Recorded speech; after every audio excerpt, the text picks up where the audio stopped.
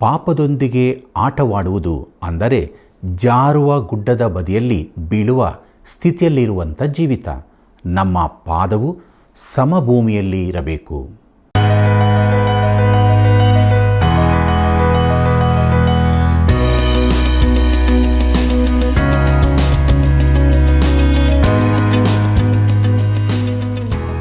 ಪ್ರಿಯರೇ, ದೇವರು ನೀತಿವಂತನು, ಪರಿಶುದ್ಧನು, ನಾವೆಲ್ಲರೂ ಅಪರಾಧಿಗಳು. ದೇವರ ವಾಕ್ಯಗಳು ನಮ್ಮ ಜೀವಿತದ ನಿಜ ಸ್ಥಿತಿಯನ್ನು ತಿಳಿಸುತ್ತದೆ. ಈ ಕಾರ್ಯಕ್ರಮದಲ್ಲಿ ನೀವು ಆಶೀರ್ವಾದ ಹೊಂದಿ ಮಾಡಿದ ಕರೆಗಳಿಗಾಗಿ ಕೃತಜ್ಞತೆಗಳು. ಪ್ರಿಯರೇ, ಸ್ವಚಿತ್ತ ಕೆಟ್ಟದ್ದು. ಮಾನವನ ಜೀವಿತ ದೇವರ ಚಿತ್ತಕ್ಕೆ ಒಳಪಟ್ಟಿರಬೇಕು. ಶೋಧನೆಗಳ ಸಮಯದಲ್ಲಿ ನಾವೇನು ಮಾಡಬೇಕು? ಈ ಎಲ್ಲ ವಿಷಯಗಳ ಬಗ್ಗೆ ತಿಳಿದುಕೊಳ್ಳೋಣ. ಬನ್ನಿರಿ, ದೇವರ ವಾಕ್ಯಗಳನ್ನು ಅಧ್ಯಯನ ಮಾಡೋಣ. ಪ್ರಾರ್ಥನೆ ಮಾಡೋಣ. ಪ್ರೀತಿ ಸ್ವರೂಪನಾದ ದೇವರೇ, ನಿನ್ನ ಪರಿಶುದ್ಧವುಳ್ಳ ನಾಮಕ್ಕೆ ಅನಂತ ಸ್ತೋತ್ರವಾಗಲಿ. ನಿನ್ನ ಜೀವವುಳ್ಳ ವಾಕ್ಯವನ್ನು ಅಧ್ಯಯನ ಮಾಡುವುದಕ್ಕೆ ಸೇರಿ ಬಂದಿದ್ದೇವೆ. ನಿನ್ನಾತ್ಮನ ಮೂಲಕ ನಮ್ಮ ಸಂಗಡ ಮಾತನಾಡು. ನಿನ್ನ ಜೀವವುಳ್ಳ ವಾಕ್ಯವು ನಮ್ಮೆಲ್ಲರ ಜೀವಿತಕ್ಕೆ ಬಿಡುಗಡೆಯನ್ನು, ಸಮಾಧಾನವನ್ನು, ನಿರೀಕ್ಷೆಯನ್ನು ಉಂಟು ಮಾಡಲಿ. ನಮ್ಮೆಲ್ಲ ವೀಕ್ಷಕ ಬಾಂಧವರು ಆಸಕ್ತಿಯಿಂದ ನಿನ್ನ ವಾಕ್ಯವನ್ನು ಆಲಿಸುವಾಗ ಒಬ್ಬೊಬ್ಬರ ಜೀವಿತದಲ್ಲಿ ಆತ್ಮಿಕವಾದ, ಶಾರೀರಿಕವಾದ ಬಿಡುಗಡೆಯನ್ನು ಕೊಟ್ಟು ನಿತ್ಯ ಜೀವದ ನಿರೀಕ್ಷೆಯಲ್ಲಿ ನಡೆಸಿ ನೀನು ಮಾತ್ರ ಮಹಿಮೆ ಹೊಂದು. ಯೇಸುವಿನ ನಾಮದಲ್ಲಿ ಬೇಡಿದ್ದೇವೆ ತಂದೆ, ಆಮೆನ್. ದುಡ್ಡಿನ ಆಶೆಯಿಂದ ದುಡಿಯಬೇಡ, ಸ್ವಬುದ್ಧಿಯನ್ನೇ ಆಶ್ರಯಿಸಬೇಡ. ಕರ್ತನಲ್ಲಿ ಪ್ರೀತಿಯುಳ್ಳ ಸಹೋದರ ಸಹೋದರಿಯರೇ, ನಮ್ಮ ರಕ್ಷಕನಾದ ಯೇಸು ಕ್ರಿಸ್ತನ ಪರಿಶುದ್ಧವುಳ್ಳ ನಾಮದಲ್ಲಿ ನಿಮ್ಮೆಲ್ಲರಿಗೂ ನನ್ನ ಹೃದಯಪೂರ್ವಕವಾದ ಪ್ರೀತಿಯ ವಂದನೆಗಳು. ದೇವರ ಪರಿಶುದ್ಧವುಳ್ಳ ನಾಮಕ್ಕೆ ಅನಂತ ಸ್ತೋತ್ರವಾಗಲಿ. ಆತನ ದಯೆಯಿಂದ ಕೀರ್ತನೆಗಳು ಪುಸ್ತಕದ ಅಧ್ಯಯನದಲ್ಲಿ ನಾವು ಮುಂದೆ ಸಾಗಿದಾಗ ಬಹಳ ಅದ್ಭುತವಾದ ಆತ್ಮಿಕ ಆಶೀರ್ವಾದಗಳನ್ನು ಹೊಂದಿಕೊಂಡಿದ್ದೇವೆ. ಅವೆಲ್ಲವನ್ನು ನೆನಪು ಮಾಡಿಕೊಳ್ಳುತ್ತಾ ನಮ್ಮ ಧ್ಯಾನದಲ್ಲಿ ಮುಂದುವರಿಯುವ ಹಾಗೆ 26ನೇ ಕೀರ್ತನೆಯನ್ನು ಧ್ಯಾನ ಮಾಡೋಣ. ಅದರ ಮುಖ್ಯ ಪ್ರಸ್ತಾಪ ವೈಯಕ್ತಿಕ ನೀತಿವಂತಿಕೆಯ ಆಧಾರದ ಪ್ರಾರ್ಥನೆ ಎಂಬುದಾಗಿದೆ. ಕರ್ತನಲ್ಲಿ ಪ್ರಿಯರೇ, ದಾವೀದನು ಮಹಾಪಾಪ ಮಾಡಿದವನಾಗಿದ್ದನು. 25ನೇ ಕೀರ್ತನೆಯಲ್ಲಿ ಅವನು ತನ್ನ ಪಾಪಗಳನ್ನು ಅರಿಕೆ ಮಾಡಿದನು. ಆದರೆ ಈ ಕೀರ್ತನೆಯಲ್ಲಿ ಅವನು ತನ್ನ ಸ್ವನೀತಿಯ ಕುರಿತಾಗಿ ಮಾತನಾಡುತ್ತಾನೆ. ದಾವೀದನಲ್ಲಿ ನೀತಿವಂತಿಕೆ ಇತ್ತು. ನಿಮ್ಮ ಕುರಿತು ನನಗೆ ತಿಳಿಯದು, ಆದರೆ ನನ್ನಲ್ಲಿ ನನ್ನ ಸ್ವಂತ ನೀತಿವಂತಿಕೆ ಇದೆ. ಕೊರಿಂಥದವರಿಗೆ ಬರೆದಂಥ ಮೊದಲನೇ ಪತ್ರಿಕೆ 1ನೇ ಅಧ್ಯಾಯ 30ನೇ ವಚನದಲ್ಲಿ ಹೀಗಿದೆ: ನೀವು ಕ್ರಿಸ್ತ ಯೇಸುವಿನಲ್ಲಿರುವುದು ಆತನಿಂದಲೇ. ಕ್ರಿಸ್ತ ಯೇಸು ನಮಗೆ ದೇವರ ಕಡೆಯಿಂದ ಜ್ಞಾನ, ನೀತಿ, ಶುದ್ಧೀಕರಣ, ವಿಮೋಚನೆಗಳಿಗೆ ಕಾರಣನೂ ಆದನು ಎಂಬುದಾಗಿ. ಪ್ರಿಯರೇ, ಆತನು ನನಗಾಗಿ ನೀತಿವಂತಿಕೆಯೂ ವಿಮೋಚನೆಯೂ ಆಗಿ ಮಾಡಲ್ಪಟ್ಟನು. ಇದು ನನಗೆ ಪ್ರಯೋಜನಕರವಾದದ್ದು. ಆತನಲ್ಲಿ ನಾನು ಪರಿಪೂರ್ಣನೂ ಪ್ರಿಯನಲ್ಲಿ ಸ್ವೀಕರಿಸಲ್ಪಟ್ಟವನೂ ಆಗಿ ನಿಲ್ಲುತ್ತೇನೆ. ಆತನ ಹೆಸರಿನಲ್ಲಿ ಪ್ರಾರ್ಥಿಸುವುದರ ಅರ್ಥ ಇದೇ ಆಗಿದೆ. ನಮ್ಮ ಭಿನ್ನಗಳೊಂದಿಗೆ ಆತನ ಕಾರ್ಯ, ಆತನ ಯೋಗ್ಯತೆ ಮತ್ತು ಆತನು ಯಾರೆಂಬುದನ್ನು ತೋರಿಸುವುದೇ ಆಗಿದೆ. ಕೀರ್ತನೆ 26 ಮೊದಲಿನ 2 ವಚನಗಳನ್ನು ಗಮನಿಸಿರಿ. ಅಲ್ಲಿ ನಾವು ಹೀಗೆ ನೋಡುತ್ತೇವೆ: ಯೆಹೋವನೇ, ನನಗೋಸ್ಕರ ನ್ಯಾಯವನ್ನು ನಿರ್ಣಯಿಸು. ನಾನಾದರೋ ನಿರ್ದೋಷಿಯಾಗಿಯೇ ನಡೆದುಕೊಂಡಿದ್ದೇನೆ. ನಾನು ಕದಲದೆ ಯೆಹೋವನಲ್ಲೇ ಭರವಸವಿಟ್ಟಿದ್ದೇನೆ. ಯೆಹೋವನೇ, ನನ್ನನ್ನು ಪರೀಕ್ಷಿಸು, ಪರಿಶೀಲಿಸು, ನನ್ನ ಅಂತರೇಂದ್ರಿಯವನ್ನು, ಹೃದಯವನ್ನು ಪರಿಶೋಧಿಸು ಎಂಬುದಾಗಿ. ಪ್ರೀತಿಯುಳ್ಳ ದೇವಜನರೇ, ಈ ಕೀರ್ತನೆಯು ಅದ್ಭುತವಾದದ್ದಾಗಿದ್ದು ದಾವೀದನ ನಡತೆಯ ಕುರಿತು ತಿಳಿಸುತ್ತದೆ. ದಾವೀದನು ದೊಡ್ಡ ಪಾಪ ಮಾಡಿದನು, ಆದರೆ ಪಾಪದಲ್ಲೇ ಜೀವಿಸಲಿಲ್ಲ. ದಾವೀದನು ಮಾಡಿದ ಪಾಪವನ್ನು ಬ್ಯಾಬಿಲೋನಿನ ಅರಸನು ದಿನಾಲೂ ಮಾಡುತ್ತಿದ್ದನು. ದಾವೀದನ ಪಾಪವು ಮಂಜಿನ ಮೇಲಿನ ಮಸಿಯಂತೆ ಎದ್ದು ಕಾಣುತ್ತದೆ. ಯಾಕೆಂದರೆ ದಾವೀದನ ಉಳಿದ ಜೀವಿತವು ಭಕ್ತಿಯ ಉದಾಹರಣೆಯಾಗಿತ್ತು. ಅವನ ನಂತರದ ಅರಸನಿಗೆ ಅವನು ನಡತೆಯ ಮಾದರಿಯಾಗಿದ್ದನು. ಪ್ರತಿಯೊಬ್ಬ ಅರಸನೂ ಅವನ ಪೂರ್ವಿಕನಾದ ದಾವೀದನ ಮಾರ್ಗದಲ್ಲಿ ನಡೆದನೋ ಇಲ್ಲವೋ ಎಂದು ಹೇಳಲಾಗುತ್ತಿತ್ತು. ಅವನು ದಾವೀದನ ಮಾದರಿ ಅನುಸರಿಸಿದ್ದರೆ ಅವನು ಒಳ್ಳೆಯವನು ಎಂದು ಹೇಳಲ್ಪಡುತ್ತಿದ್ದನು. ಪ್ರೀತಿಯುಳ್ಳ ದೇವಜನರೇ, ಈ ಕೀರ್ತನೆಯು 1ನೇ ಕೀರ್ತನೆಯನ್ನು ನೆನಪಿಗೆ ತರುತ್ತದೆ.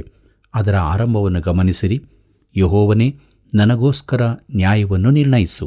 ನಾನಾದರೋ ನಿರ್ದೋಷಿಯಾಗಿ ನಡೆದುಕೊಂಡಿದ್ದೇನೆ. ನಾನು ಕದಲದೆ ಯೆಹೋವನಲ್ಲೇ ಭರವಸವಿಟ್ಟಿದ್ದೇನೆ ಎಂಬುದಾಗಿ. ಅವನು ಎಷ್ಟು ಉತ್ತಮನೆಂದಲ್ಲ, ಅವನಿಗೂ ಗೊತ್ತಿತ್ತು. ಆದರೆ ತಾನು ದೇವರ ಮೇಲೆ ಭರವಸವಿಟ್ಟಾಗ ದೇವರು ತನ್ನನ್ನು ಕಾಯುತ್ತಾನೆಂದು ತಿಳಿದಿದ್ದನು. ಕೀರ್ತನೆ 26 3-5 ವಚನದವರೆಗೆ ಗಮನಿಸಿರಿ. ಅಲ್ಲಿ ನಾವು ಹೀಗೆ ನೋಡುತ್ತೇವೆ: ನಿನ್ನ ಕೃಪೆಯನ್ನು ನನ್ನ ದೃಷ್ಟಿಯಲ್ಲಿ ಇಟ್ಟುಕೊಂಡಿದ್ದೇನೆ, ನಿನ್ನ ಸತ್ಯದಲ್ಲಿ ನಡೆದುಕೊಂಡಿದ್ದೇನೆ. ನಾನು ಕುಟಿಲ ಸ್ವಭಾವಿಗಳ ಸಹವಾಸ ಮಾಡುವವನಲ್ಲ, ಕಪಟಿಗಳನ್ನು ಸೇರುವವನಲ್ಲ. ನನಗೆ ದುರ್ಜನರ ಕೂಟವು ಅಸಹ್ಯ, ದುಷ್ಟರ ಸಂಘವು ಬೇಕಿಲ್ಲ ಎಂಬುದಾಗಿ. ಕರ್ತನಲ್ಲಿ ಪ್ರೀತಿಯುಳ್ಳ ಸಹೋದರ ಸಹೋದರಿಯರೇ, ಈ ಕೀರ್ತನೆಯು 1ನೇ ಕೀರ್ತನೆಗೆ ಸಮವಾದದ್ದಾಗಿದೆ. ನಿನ್ನ ಸತ್ಯದಲ್ಲೇ ನಡೆದುಕೊಂಡಿದ್ದೇನೆ ಎಂದು ದಾವೀದನು ಹೇಳುತ್ತಾನೆ. ಅದು ಧನಾತ್ಮಕವಾದ ಮಾತಾಗಿದೆ. 1ನೇ ಕೀರ್ತನೆಯಲ್ಲಿ ಋಣಾತ್ಮಕವಾದ ಮಾತುಗಳಿವೆ. ಯಾವನು ದುಷ್ಟರ ಆಲೋಚನೆಯಂತೆ ನಡೆಯದೆ, ಪಾಪಾತ್ಮರ ಮಾರ್ಗದಲ್ಲಿ ನಿಂತುಕೊಳ್ಳದೆ, ಧರ್ಮ ನಿಂದಕರೊಡನೆ ಕೂತುಕೊಳ್ಳದೆ, ಯೆಹೋವನ ಧರ್ಮಶಾಸ್ತ್ರದಲ್ಲಿ ಆನಂದ ಪಡುವನಾಗಿ ಅದನ್ನೇ ಹಗಲಿರುಳು ಧ್ಯಾನಿಸುತ್ತಿರುವನೋ ಅವನು ಎಷ್ಟೋ ಧನ್ಯನು ಎಂಬುದಾಗಿ 1ನೇ ಕೀರ್ತನೆ ಮೊದಲಿನ 2 ವಚನಗಳಲ್ಲಿ ನಾವಿದನ್ನು ನೋಡುತ್ತೇವೆ. ಪ್ರೀತಿಯುಳ್ಳ ದೇವಜನರೇ, ಕುಟಿಲ ಸ್ವಭಾವಿಗಳ ಸಹವಾಸ ಮಾಡಲಿಲ್ಲ, ಕಪಟಿಗಳೊಂದಿಗೂ ಸೇರಲಿಲ್ಲವೆಂದು ಹೇಳುತ್ತಾನೆ. 1ನೇ ಕೀರ್ತನೆ ಹೇಳುತ್ತದೆ 1ನೇ ವಚನದಲ್ಲಿ, ಯಾವನ ದುಷ್ಟರ ಆಲೋಚನೆಯಂತೆ ನಡೆಯದೆ, ಪಾಪಾತ್ಮರ ಮಾರ್ಗದಲ್ಲಿ ನಿಂತುಕೊಳ್ಳದೆ, ಧರ್ಮ ನಿಂದಕರೊಡನೆ ಎಂಬುದಾಗಿ. ಕರ್ತನಲ್ಲಿ ಪ್ರಿಯರೇ, ಕೀರ್ತನೆ 26 6ನೇ ವಚನ ಹೀಗೆ ಹೇಳುತ್ತದೆ: ಯೆಹೋವನೇ, ನಾನು ನಿಷ್ಕಳಂಕನೆಂದು ಕೈಗಳನ್ನು ತೊಳೆದುಕೊಂಡವನಾಗಿ ನಿನ್ನ ಅದ್ಭುತ ಕೃತ್ಯ ವರ್ಣನೆಯ ಪದಗಳನ್ನು ಹಾಡುತ್ತಾ ಎಂಬುದಾಗಿ. ಪ್ರೀತಿಯುಳ್ಳ ದೇವಜನರೇ, ಒಬ್ಬನ ನಂಬಿಕೆಗೆ ಅನುಗುಣವಾಗಿ ಅವನ ಜೀವಿತವಿರಬೇಕು. ಈ ಸಂದರ್ಭದಲ್ಲಿ ಈ ಕೀರ್ತನೆ ಎಷ್ಟು ಮುಖ್ಯವಾಗಿದೆ! ಈ ಕೀರ್ತನೆಯಲ್ಲಿ ದೇವರನ್ನು ಮೆಚ್ಚಿಸುವ ಜೀವಿತಕ್ಕೆ ಪ್ರಾಮುಖ್ಯತೆ ಕೊಟ್ಟಿರುವುದರಿಂದ ಇದು ಅಷ್ಟೊಂದು ಜನಪ್ರಿಯವಾಗಲಿಲ್ಲ. ಪ್ರೀತಿಯುಳ್ಳ ಸಹೋದರ ಸಹೋದರಿಯರೇ, ಮುಂದಕ್ಕೆ ನೋಡೋಣ. ಕೀರ್ತನೆ 26 12ನೇ ವಚನವನ್ನು. ಅಲ್ಲಿ ಹೀಗೆ ಬರೆದದೆ: ನನ್ನ ಪಾದವು ಸಮಭೂಮಿಯಲ್ಲಿ ನಿಂತಿದೆ, ಕೂಡಿದ ಸಭೆಗಳಲ್ಲಿ ಯೆಹೋವನನ್ನು ಕೊಂಡಾಡುವೆನು ಎಂಬುದಾಗಿ. ಕರ್ತನಲ್ಲಿ ಪ್ರಿಯರೇ, ನನ್ನ ಪಾದವು ಸಮಭೂಮಿಯಲ್ಲಿ ನಿಂತಿದೆ ಎಂಬುದಾಗಿ ನೋಡುವಾಗ ಅದರ ಅರ್ಥ ಅವನ ಪಾದವು ಈಗ ಸ್ಥಿರವಾಗಿದೆ, ಅವನು ಬಂಡೆಯ ಮೇಲೆ ನಿಂತಿದ್ದಾನೆ. ಸಮಭೂಮಿ ಅದನ್ನು ತಿಳಿಸುತ್ತದೆ. ನೀನು ಜಾರುವಂಥ ಗುಡ್ಡದ ಬದಿಯಲ್ಲಿರುವಾಗ ಬೀಳುವ ಗಂಡಾಂತರವಿದೆ. ಅನೇಕ ಕ್ರೈಸ್ತರು ಈ ದಿನ ಅಂತಹ ಸ್ಥಿತಿಯಲ್ಲಿರುತ್ತಾರೆ. ಅವರು ಪಾಪದೊಂದಿಗೆ ಆಟವಾಡುತ್ತಾರೆ.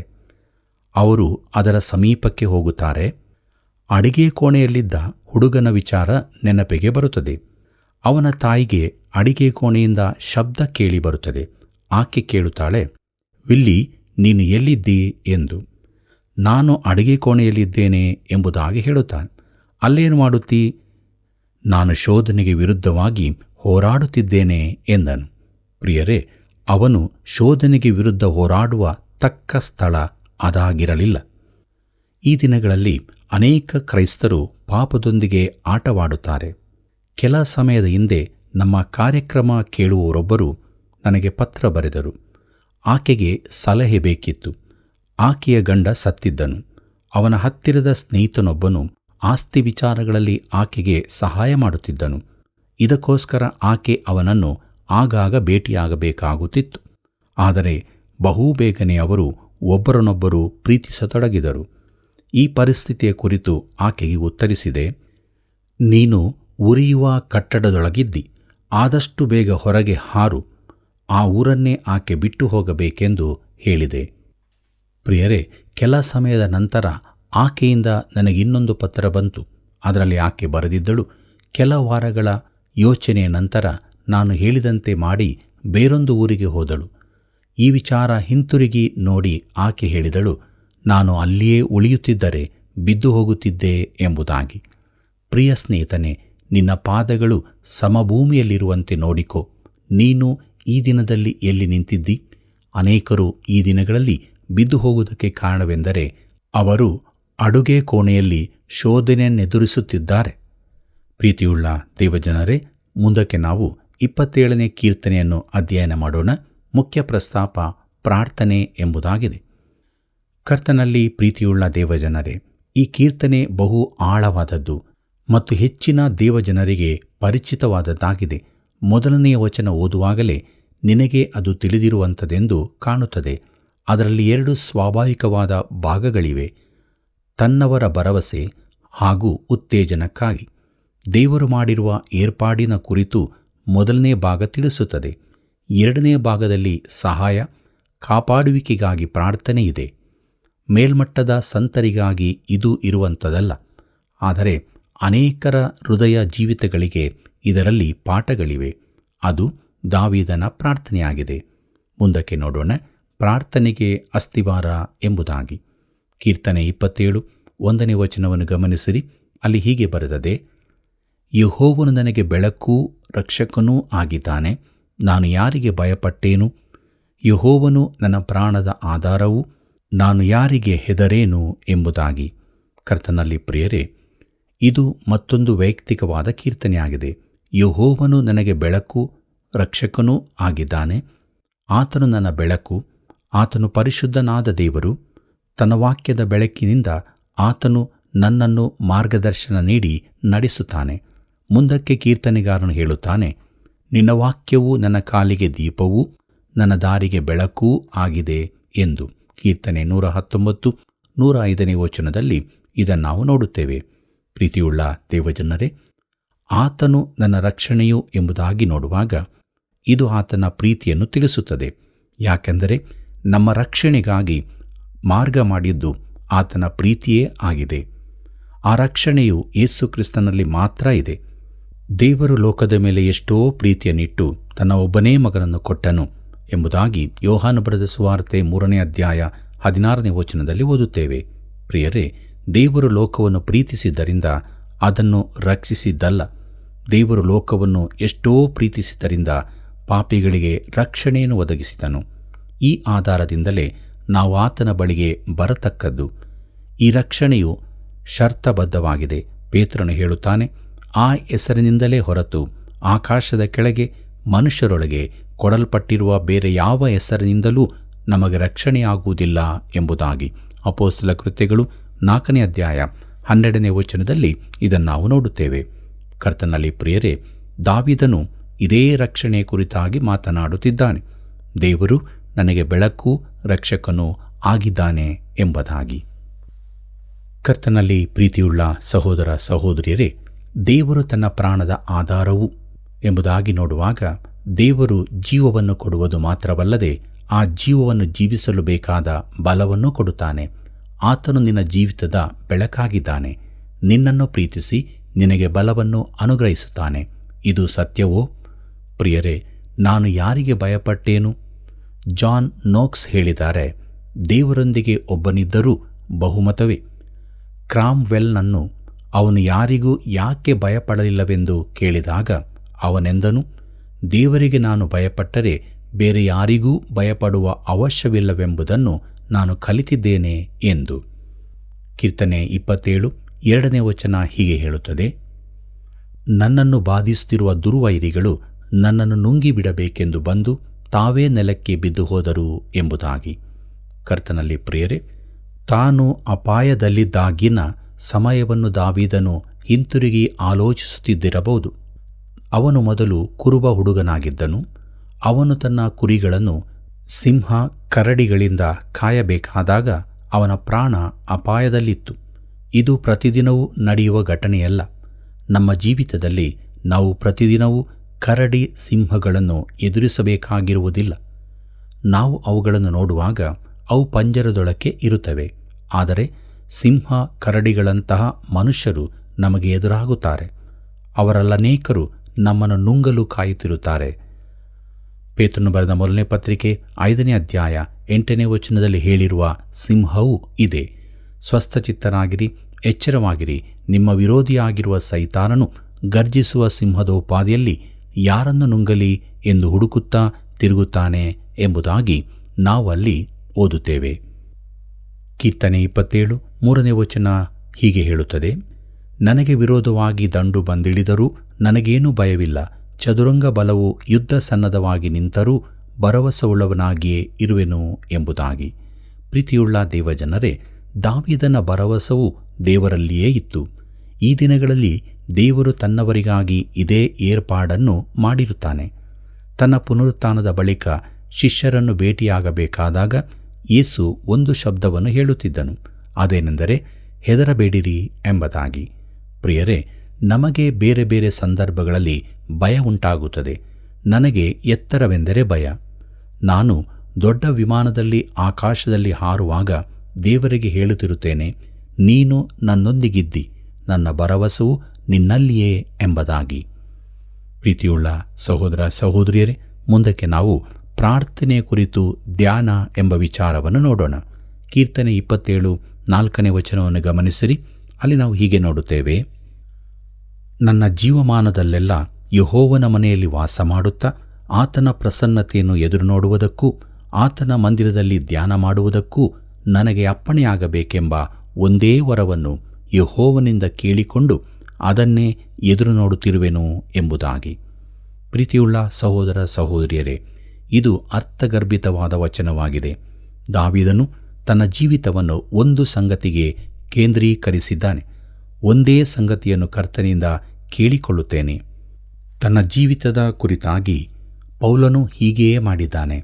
ಆದರೆ ನಾನು ಹಿಂದಿನ ಸಂಗತಿಗಳನ್ನು ಮರೆತುಬಿಟ್ಟು ಮುಂದಿನವುಗಳನ್ನು ಹಿಡಿಯುವುದಕ್ಕೆ ಎದೆ ಬೊಗ್ಗಿದವನಾಗಿ ದೇವರು ಕ್ರಿಸ್ತನ ಮೂಲಕವಾಗಿ ನಮ್ಮನ್ನು ಮೇಲಕ್ಕೆ ಕರೆದು ನಮ್ಮ ಮುಂದೆ ಇಟ್ಟಿರುವ ಬಿರುದನ್ನು ಗುರಿ ಮಾಡಿಕೊಂಡು ಓಡುತ್ತಾ ಇದ್ದೇನೆ ಎಂಬುದಾಗಿ ಫಿಲಿಪ್ಪರಿಗೆ ಬರೆದ ಪತ್ರಿಕೆ 3ನೇ ಅಧ್ಯಾಯ 13 ಮತ್ತು 14 ನಾವು ನೋಡುತ್ತೇವೆ. ಪ್ರೀತಿಯುಳ್ಳ ಸಹೋದರ ಸಹೋದರಿಯರೇ, ಪೆನ್ಸಿಲನ್ನು ಬರೆಯಲಿಕ್ಕಾಗುವ ರೀತಿಯಲ್ಲಿ ಮೊನಚು ಮಾಡಿಕೊಳ್ಳುವಂತೆ ನಿನ್ನ ಜೀವಿತವನ್ನು ಕೂಡ ಮೊನಚಾಗಿ ಮಾಡು. ನಮ್ಮ ಜೀವಿತಗಳು ಬಹಳ ಗೊಂದಲಮಯವಾಗಿರುತ್ತವೆ. ನನ್ನ ಜೀವಿತದಲ್ಲಿ ಅನೇಕ ಬಾರಿ ನಾನು ಅಡುಗೆ ಕೋಣೆಯಲ್ಲಿದ್ದ ಮಾರ್ತಳಂತಿದ್ದೆ. ಆಕೆ ತುಂಬ ಗಡಿಬಿಡಿಯಲ್ಲಿದ್ದಳು. ಲೂಕನು ಬರೆದ ಸುವಾರ್ತೆ 10ನೇ ಅಧ್ಯಾಯ 40 ನೋಡಿಕೊಳ್ಳಿರಿ. ಪ್ರಿಯರೇ, ತನ್ನ ಸುತ್ತಲೂ ಮಾಡಬೇಕಾದ ಎಲ್ಲ ಕೆಲಸಗಳನ್ನು ಹಾಕಿಕೊಂಡು ಅವುಗಳ ಗಡಿಬಿಡಿಯಲ್ಲಿ ಸಿಕ್ಕಿಕೊಂಡಿದ್ದಳು. ಕೊನೆಗೆ ಎಲ್ಲವನ್ನು ಮಾಡಬೇಕೆಂಬ ಗಡಿಬಿಡಿಯಲ್ಲಿರುತ್ತಿದ್ದಳು. ನಮ್ಮಲ್ಲಿ ಅನೇಕರ ಜೀವಿತವು ಇದೇ ರೀತಿ ಗೊಂದಲಮಯವಾಗಿರುತ್ತದೆ. ಕಡೆಗೆ ನಮಗೆ ಬೇಸರಿಕೆಯಾಗುತ್ತದೆ. ಯಾವಾಗಲೂ ಒತ್ತಡದಲ್ಲಿರುತ್ತೇವೆ. ನಮ್ಮ ಜೀವಿತದಲ್ಲಿ ಪ್ರಾಮುಖ್ಯವಾದವುಗಳಿಗೆ ಮೊದಲ ಸ್ಥಾನ ಕೊಡಬೇಕು. ಕರ್ತನಲ್ಲಿ ಪ್ರಿಯರೇ, ದೇವರ ಸೇವಕರಾದ ಡಾಕ್ಟರ್ ವರ್ನನ್ ಮ್ಯಾಗಿಯವರು ಈ ರೀತಿಯಾಗಿ ಹೇಳುತ್ತಾರೆ: ನಾನು ಸ್ವಂತ ಅನುಭವದಿಂದ ಹೇಳುತ್ತೇನೆ, ನನ್ನ ಜೀವಿತದ ಅತೀ ಸಂತೋಷದ ಸಮಯ ನನ್ನ ನಿವೃತ್ತಿಯ ದಿನವಾಗಿತ್ತು. ಆ ಕ್ಷಣದಿಂದ ನನ್ನ ಜೀವಿತದ ಅತೀ ಉಪಯುಕ್ತ ಸೇವೆ ಪ್ರಾರಂಭಗೊಂಡಿತು. ಈ ಕಳೆದ ಅಲ್ಪಾವಧಿಯಲ್ಲಿ ಅನೇಕರು ಕ್ರಿಸ್ತನ ಕಡೆಗೆ ತಿರುಗಿಕೊಂಡರು. ಅಷ್ಟು ಸಂತೋಷ ನಾನೆಂದೂ ಅನುಭವಿಸಿರಲಿಲ್ಲ. ಯಾಕೆ ಗೊತ್ತಿದೆಯೋ? ನಾನು ನನ್ನ ಜೀವಿತದಲ್ಲಿ ಒಂದೇ ಕಾರ್ಯದ ಮೇಲೆ ಕೇಂದ್ರೀಕರಿಸಿಕೊಂಡೆ. ಅದು ಸತ್ಯವೇದವನ್ನು ಕಲಿಸುವುದು. ಈಗಲೂ ನಾನು ಅದನ್ನೇ ಮಾಡುತ್ತಿದ್ದೇನೆ. ನನ್ನ ಜೀವಿತ ಅದರ ಕಡೆಗೆ ಕೇಂದ್ರೀಕೃತವಾಗಿದೆ. ಅದರ ಕುರಿತು ನನಗೆ ಉತ್ಸಾಹವಿದೆ.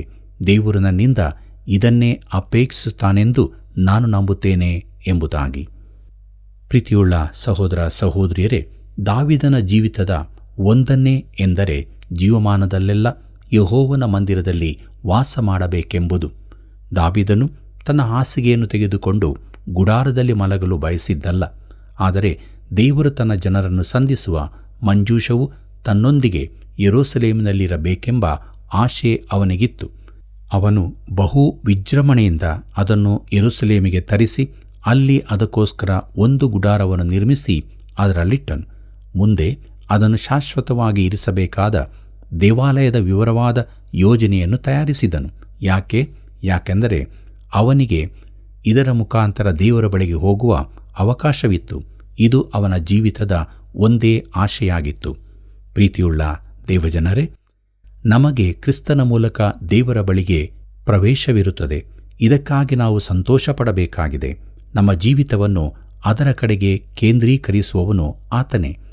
ನಂಬಿಕೆಯಿಂದ ನೀತಿವಂತರಾಗುವುದರ 8 ಪ್ರಯೋಜನಗಳನ್ನು ಪೌಲನು ರೋಮಾಪುರದವರಿಗೆ ಬರೆದ ಪತ್ರಿಕೆ 5ನೇ ಅಧ್ಯಾಯ ಮೊದಲ 5 ತಿಳಿಸುತ್ತಾನೆ. ಅವನು ಹೇಳುವ 2ನೆಯ ಪ್ರಯೋಜನ ದೇವರ ಬಳಿಗೆ ಪ್ರವೇಶ.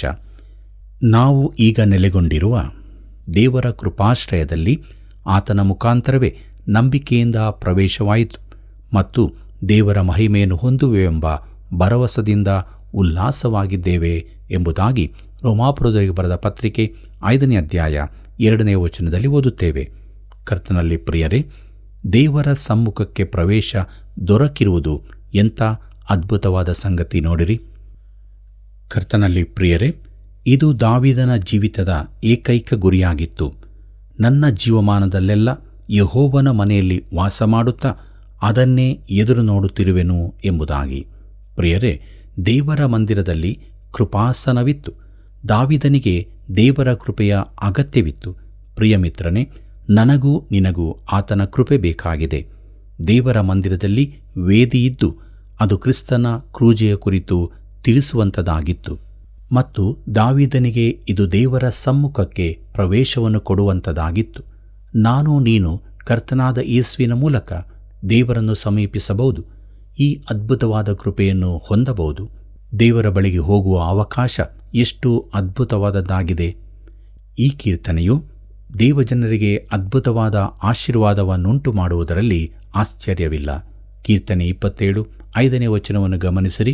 ಅಲ್ಲಿ ನಾವು ಹೀಗೆ ನೋಡುತ್ತೇವೆ: ಅಪಾಯ ಕಾಲದಲ್ಲಿ ಆತನು ನನ್ನನ್ನು ಗುಪ್ತ ಸ್ಥಳದಲ್ಲಿ ಅಡಗಿಸುವನು, ತನ್ನ ಗುಡಾರವೆಂಬ ಆಶ್ರಯ ಸ್ಥಾನದಲ್ಲಿ ನನ್ನನ್ನು ಭದ್ರಪಡಿಸುವನು, ಪರ್ವತಾಗ್ರಹದಲ್ಲಿ ನನ್ನನ್ನು ಸುರಕ್ಷಿತವಾಗಿ ಇರಿಸುವನು ಎಂಬುದಾಗಿ.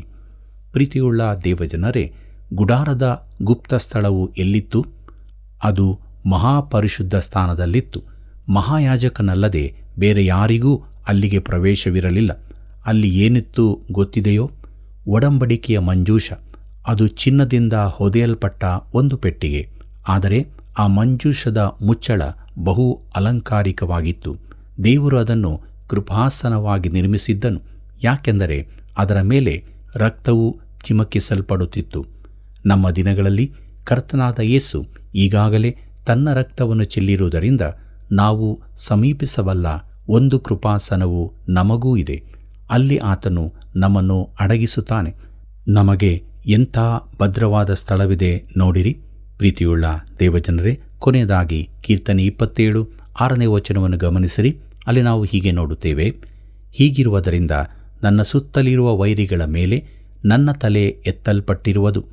ನಾನು ಯೆಹೋವನ ಗುಡಾರದಲ್ಲಿ ಉತ್ಸಾಹಧ್ವನಿಯೊಡನೆ ಯಜ್ಞಗಳನ್ನು ಸಮರ್ಪಿಸುವೆನು, ಆತನನ್ನು ಹಾಡುತ್ತಾ ವಾದ್ಯ ಬಾರಿಸುವೆನು ಎಂಬುದಾಗಿ.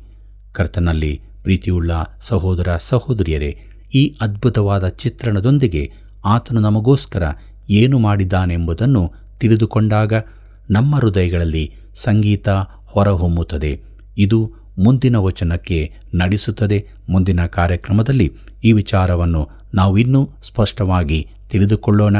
ದೇವರ ಸಮ್ಮುಖದಲ್ಲಿ ನಾವಿರುವಾಗ ನಮ್ಮ ಹೃದಯದಲ್ಲಿ ಸಂಗೀತವು ಹೊರಹೊಮ್ಮುತ್ತಿದೆಯೋ, ಅಥವಾ ನಾವು ಇನ್ನೂ ದುಃಖದಲ್ಲಿ ಕಣ್ಣೀರಿನಲ್ಲಿ ಜೀವಿಸುತ್ತಾ ಇದ್ದೇವೆಯೋ? ಕರ್ತನಲ್ಲಿ ಪ್ರಿಯರೇ, ನಮಗೊಂದು ಕೃಪಾಸನವೂ ಇದೆ. ಅದು ನಮ್ಮ ರಕ್ಷಕನಾದ ಯೇಸು ಕ್ರಿಸ್ತನೇ. ಆತನ ಬಳಿಗೆ ಬರೋಣ, ನಮ್ಮ ತಪ್ಪುಗಳನ್ನು ಒಪ್ಪಿಕೊಳ್ಳೋಣ, ಪಾಪ ಪರಿಹಾರದ ನಿಶ್ಚಯತ್ವವನ್ನು ಹೊಂದಿಕೊಂಡು ನಿತ್ಯ ಜೀವದ ನಿರೀಕ್ಷೆಯಲ್ಲಿ ಸಂತೋಷದಿಂದ ಆತನನ್ನೇ ಹಿಂಬಾಲಿಸೋಣ. ಹೀಗಾಗುವಂತೆ ದೇವರು ನಮಗೆ ಸಹಾಯ ಮಾಡಿ ನಡೆಸಲಿ. ಕರ್ತನ ಕೃಪೆಯು ಸದಾ ನಿಮ್ಮ ಸಂಗಡ ಇರಲಿ. ಪ್ರಿಯರೇ, ದೇವರ ನೀತಿಯೇ ನಮ್ಮ ರಕ್ಷಣೆಯ ವಸ್ತ್ರವು. ನಾವು ನಂಬಿಕೆಯಲ್ಲಿ ಸ್ಥಿರಚಿತ್ತರಾಗಿರಬೇಕು. ಅರಸನಾದ ದಾವೀದನ ಭರವಸೆ ದೇವರಲ್ಲಿಯೇ ಇದ್ದದರಿಂದ ಅವನು ದೇವರ ಹೃದಯಕ್ಕೆ ಒಪ್ಪುವ ಮನುಷ್ಯನಾದನು. ಹಾಗೆಯೇ ನಾವು ಕೂಡ ದೇವರ ಹೃದಯಕ್ಕೆ ಒಪ್ಪುವ ಜೀವಿತವನ್ನು ಜೀವಿಸೋಣ. ಇತರರನ್ನು ದೇವರ ಬಳಿಗೆ ಕರೆದು ತರೋಣ. ಪ್ರಿಯ ವೀಕ್ಷಕರೇ, ದೇವರ ವಿಷಯಗಳ ಸತ್ಯವು ನಿಮ್ಮನ್ನು ಹರ್ಷ ಹೃದಯರನ್ನಾಗಿ ಮಾಡಿರುವಾಗ ನಿಮ್ಮ ಪ್ರಿಯರು, ಸ್ನೇಹಿತರು ಕೂಡ ಈ ಅನುಭವಕ್ಕೆ ಬರಬೇಕೆಂದು ನೀವು ಬಯಸುವುದಾದರೆ ಹಿಂದೆ ನಮ್ಮ ಮೊಬೈಲ್ ಸಂಖ್ಯೆ 9845616412ಕ್ಕೆ ಕರೆ ಮಾಡಿರಿ. ಮತ್ತೆ ಭೇಟಿಯಾಗೋಣ. ನಿಮ್ಮೆಲ್ಲರಿಗೂ ಹೃದಯಪೂರ್ವಕವಾದ ಕೃತಜ್ಞತೆಗಳು.